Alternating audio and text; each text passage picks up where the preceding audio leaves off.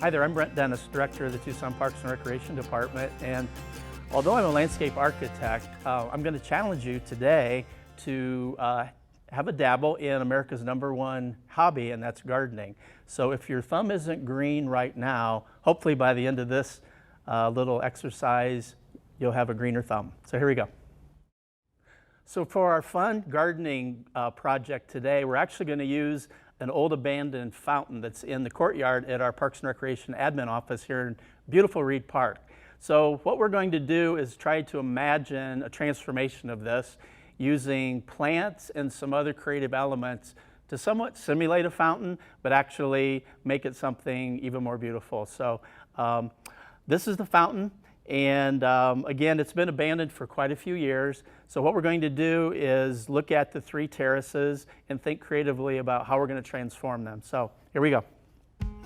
So if you're not familiar with them, succulents do really great in Arizona, in particular in Tucson. So we're going to use some cuttings that I've taken off of some of my succulents at my home garden, and I brought them in. And it's really easy. Actually, if you have moist soil and you just put small cuttings in that, they'll take root fairly quickly. So that's what we're going to do with this first terrace. And I'll plant one, and you'll see it's joining a lot of its brothers and sisters.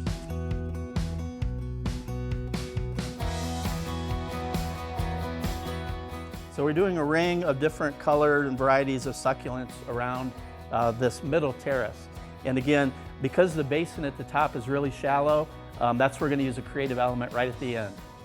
So again, using some of the succulents that I had from my home, this is a little aloe plant.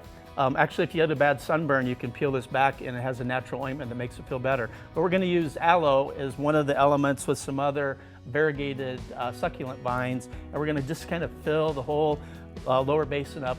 But I did use some very new, rich potting soil, so I'll give it a good chance.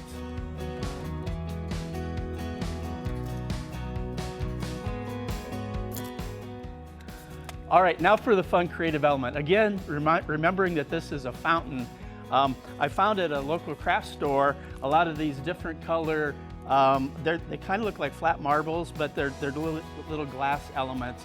And again, I picked a variety of those that kind of look like water.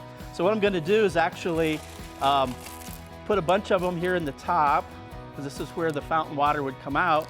And then I'm going to fill this top basin with a bunch of them. So again, because this was so shallow and the plant wouldn't really live in it successfully, we're just gonna make it look like it's a pool of water. So that's the top. And then, of course, as the fountain cascades over to the middle terrace, we'll want to suggest some of the water kind of flowing from the basin down between our plants, eventually down into the lower basin, which is full of plants. So something like that. You know, I'm kind of a perfectionist, so I would spend hours getting every little one in exactly the right space. So again, the key thing, once your planting is done, keeping the soil moist so that the cuttings of your succulents have a real good chance of rooting into that rich potting soil that you added early on.